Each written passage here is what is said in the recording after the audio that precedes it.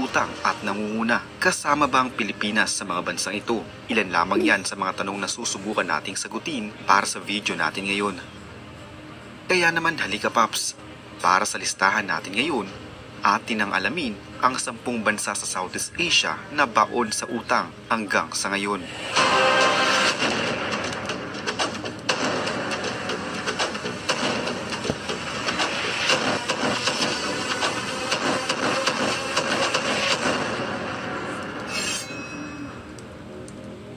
Isang paalala, ang video na ito ay ayon lamang sa aking sariling pananaliksik. Hindi ko nais na pilitin ang sino man na maniwala sa videong inyong matutunghayan. Kung hindi kayo kumbinsido sa mga impormasyon at taliwas ang inyong paniniwala sa kaalamang aking ilalahad, maaari kayong gumawa ng sarili ninyong pagsisiyasat para sa inyong kakontentuhan. Ang videong ito ay gabay lamang sa mas malalim na kaalaman at pag-intindi at hindi gawa ng isang profesional. Naniniwala ako na malaya tayong magbigay ng opinyon at suhestyon bilang malayang mamamayan ng Pilipinas. Maraming salamat po.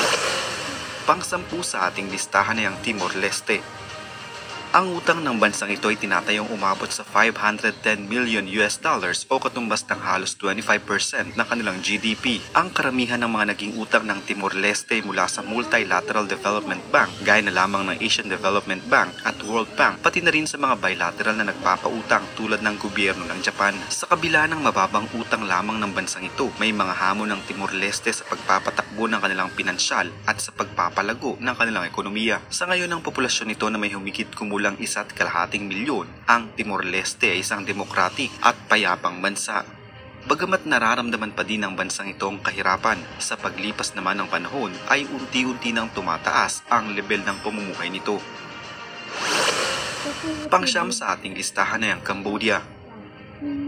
Sa nakalipas na 2 dekada bago pa magsimula ang COVID-19 sa bansang ito, ang ekonomiya ng Cambodia ay bahagyanang lumago at naramdaman ito ng mga mamamayan. Kung ito ay magpapatuloy, inaasahan na mas lalo pang lalago ang ekonomiya nito sa taong 2023. Malaking bahagi ng paglaki ng ekonomiya ng Cambodia ay mula sa pera na galing sa garment exports at turismo.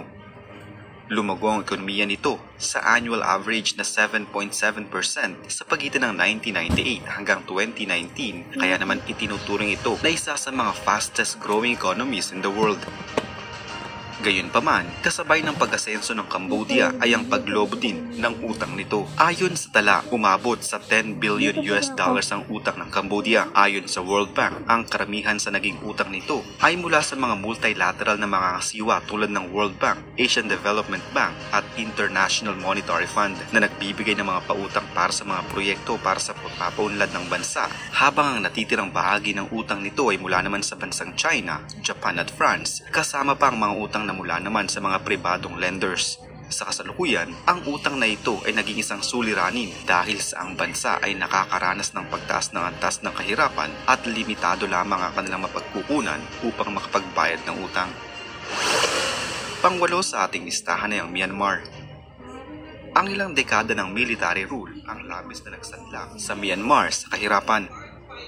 Taong 2011, bahagyang nagkaroon ng kahit paano'y pagpapalit mula sa military government patungong civilian rule. Kahit paano'y nagkaroon ng kapayapaan at bahagyang bumuti ang lagay ng kanilang ekonomiya. Tinatayang nasa $14 billion ang utang ng Myanmar, na halos tumaas ng 6 na bilyon kung ikukumpara sa utang nito noong taong 2015. Ang sobrang pagtaas na ito ay marahil mula sa iba't ibang kadahilanan, kabilang na dito ang pagpondo sa mga proyektong may kinalaman sa infrastruktura at paglaki ng kakulangan sa kalakalan at pagtaas ng interes ng mga utang. Ang mga malalaking dayuhang nagpapautang sa Myanmar ay ang mga bansang Japan at China. Malaking bahagi din ng kanilang utang ay mula sa multilateral na institusyon gaya na lamang ng World Bank at Asian Development Bank. Pang-7 sa ating listahan ay ang Laos. Ang ekonomiya ng bansang ito ay naging medyo challenging sa nakalipas na 3 taon. Malaking bahagi ng kanilang pagkakabaon sa utang ay noong magsimula ang COVID-19. Sa nakalipas na 2 dekada, malaking bahagi sa pagunlad ng kanilang ekonomiya ay mula sa investment at sa iba't ibang sektor, partikular na sa pagmimina at hydropower. Subalit ang mga investment na ito ay bigo na makapagbigay ng mga trabaho sa kanilang mga mamamayan. Ang sektor ng enerhiya ay pinopondohan din ng pera mula sa utang ng gobyerno sa labas ng bansa. Dekada 80 pa lamang ay nangungutang na ang Laos upang pondohan ang proyekto na pangkaunlaran nito, kabilang na nga dito ang infrastruktura, edukasyon at pangangalaga sa kalusugan. Dahil sa kakulangan ng sapat na mapagkukunan ng Laos, patuloy ang paglobo ng utang nito sa paglipas ng mga taon na nagdudulot ng pangamba dahil sa umabot na ito sa 14.5 billion US dollars. Malaking bahagi ng kanilang utang ay mula sa bansang China at Japan. Dagdag pa ang mga utang na mula naman sa mga multilateral na mga organisasyon tulad ng World Bank at Asian Development Bank. Pang-anim sa ating listahan ay ang Vietnam. Ang bansang ito ay may tuturing na isang bansang mula sa rags to riches. Mula nang magkaroon ng pagbabago sa ekonomiya noong taong 1986 na labis na nakatulong sa bansa. Malaki ang naging tulong nito mula sa isa sa pinakamahirap na bansa sa mundo patungong middle-income economy sa isang henerasyon lamang. Mula taong 2002 at 2021, ang GDP per capita ng Vietnam ay 3.6 times na mas malaki na umabot sa halos 3,700 US dollars. Bumaba din ang poverty rate ng bansa mula pa noong 2020. Subalit dahil sa pandemya, naging malaking dahilan nito upang lumobo din ang utang ng Vietnam upang suportahan ang pangangailangan ng mga mamamayan nito. Umabot na ang utang ng bansang ito sa 132 billion US dollars. Pangunahing dahilan ng paglobo ng utang ng bansang ito ay dahil sa paglipat ng bansa mula sa centrally planned economy patungo sa market-oriented economy na nagdulot ng mabilis na paglago ng ekonomiya, subalit nangailangan din ito ng malaking kapital. Isa pang tinitingnang dahilan ay ang malaking kakulangan pagdating sa kalakalan. Ang Vietnam ay isa sa mga pangunahing exporter ng textiles at electronics, ngunit kailangan din nila ng malaking halaga para sa inaangkat na produkto. Ang hindi pagkakapantay-pantay sa kalakalan nito ay nagpapalaki sa pangangailangan upang mangutang ang bansa. Panglima sa ating listahan ay ang Pilipinas.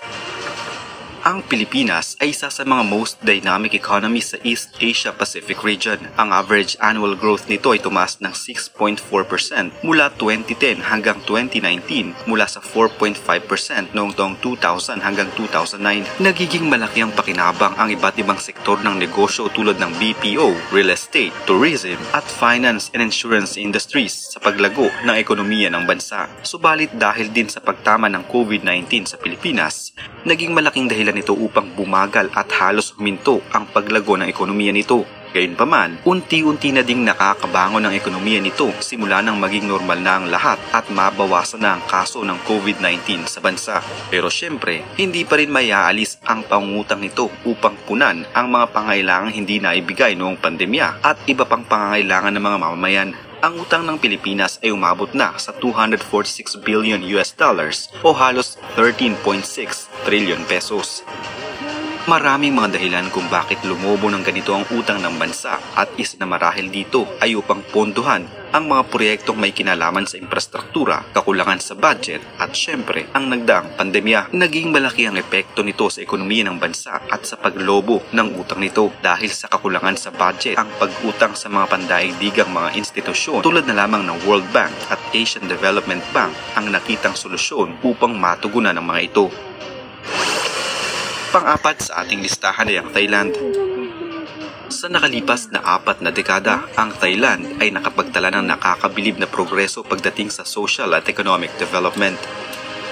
Mula sa low-income patungong middle-income na bansa sa loob ng isang henerasyon, ang ekonomiya ng Thailand ay lumaki ng halos 7.5% sa kanilang annual average rate mula 1960 hanggang 1996 at 5% naman ang itinaas nito mula taong 1999 hanggang 2005 kasunod ng Asian financial crisis noon. Ang malaking progreso na ito ay nakagawa ng maraming mga trabaho ng milyong mga katao na karamihan ay mga mahihirap. Subalit taong 1997, mula 40% nitong GDP ay bumaba ito sa 16.9% noong taong 2019. Kaya din naman kinailangan nilang manghiram ng pondo sa iba't ibang bansa at pribadong sektor upang punan ang kanilang pangailangan.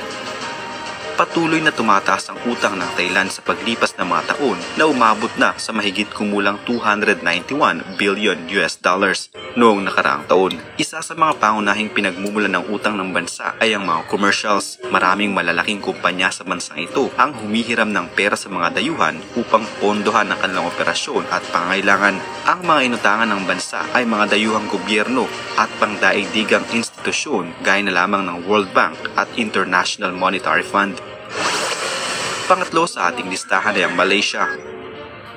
Mula nang makamit ng bansang ito ang kanilang kalayaan noong taong 1957, ang Malaysia ay tagumpay na napalitan ang kanilang uri ng ekonomiya na noon ay dumedepende lamang sa agrikultura patungo sa ekonomiyang may malakas na kapit sa manufacturing at service sectors. At ngayon, ang bansa ay isa na sa mga nangungunang bansa pagdating sa pag-e-export ng mga appliances at parts nito. Ang pagiging bukas nito pagdating sa kalakalan at investment ay malaki ang nagiging tulong upang mabigyan ng trabaho ang kanilang mga mamamayan. Inaasahan pang mas lalago ang ekonomiya nito sa darating na taong 2024. Subalit kasabay ng paglago ng kanilang ekonomiya ay ang paglobo din ng kanilang utang. Ayon sa pinakabagong datos, umabot na sa halos 350 billion US dollars ang utang ng Malaysia. Malaki ang diferensya nito na 132 billion US dollars lamang na utang noong taong 2019. Ang pamahalaan ng Malaysia ang may pinakamalaking ambag sa utang na may halos 62% ng kabuuan nito. Ito ay upang pondohan ng mga proyektong infrastruktura, mga programa sa kawang-gawa at pagpapalago sa ekonomiya. Ang pribadong sektor kasama pa ang mga korporasyon at institusyon sa pananalapi ay nagtataglay ng 38% ng utang na ginagamit naman upang pondohan ng kanilang mga operasyon, negosyo at mga investments. Pangalawa sa ating listahan ay ang Indonesia. Itinuturing ang ekonomiya ng Indonesia bilang pinakamalaki sa buong Southeast Asia. Napatuloy na lumago ang ekonomiya at nalagpasan ng Asian financial crisis noong late 1990s. Nangalahati ang poverty rate nito mula noong taong 1999 at nabawasan pa ng 10% noong taong 2019 bago pa pumasok ang pandemya. Subalit dahil sa mabilis na pagunlad nito, mabilis din ang paglobo ng utang nito na ngayon ay umabot na sa 543 billion US dollars.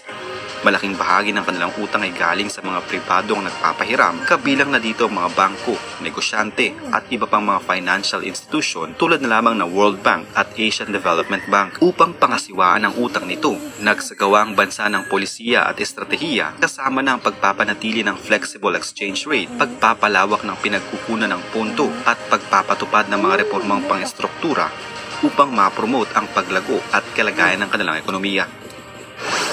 At ang nanguna sa ating listahan ay ang bansang Singapore. Ang bansang ito ay may high-income economy na may gross nation income na umabot sa 54,530 US dollars per capita as of 2017. Ang Singapore ay isa sa mga world's most business-friendly regulatory environment for local entrepreneurs at isa din sa may mga world's most competitive economies. Mula nang makamit ng bansang ito ang kanilang kalayaan, mabilis na umangat ang kanilang ekonomiya na ang kanilang GDP ay isa sa pinakamataas sa buong mundo. Sa kasalukuyan, ang utang ng Singapore ay humigit kumulang sa 1.7 trillion US dollars na itinuturing na isa sa pinakamataas sa buong mundo. Ang Singapore ay may tuturing na may isa sa pinakamalaking ekonomiya sa buong mundo. Karamihan sa utang ng Singapore ay kinabibilangan ng pribadong sektor na kung saan ang mga bangko at korporasyon ay nasa 80% na kabuuan. Ito ay nagpapakita na ang Singapore ay pangunahing sentro ng pananalapi kung saan maraming mga multinational na mga korporasyon at institusyon ng pananalapi ang nag-ooperate sa loob ng bansa na kailangang pondohan ang kanilang operasyon at pamumuhunan. Isa na namang kwento ng pagbabalik tanaw sa kasaysayan ang naitampok natin ngayon. Huwag kalimutang i-like ang video ito at mag-iwan ng komento sa ibaba ng mga nais nyo pang malamang kwentong kasaysayan sa Pilipinas. Mag-subscribe na din para lagi kayong updated sa mga pinakabagong video dito sa Kasaysayan Pinoy. Magandang araw po at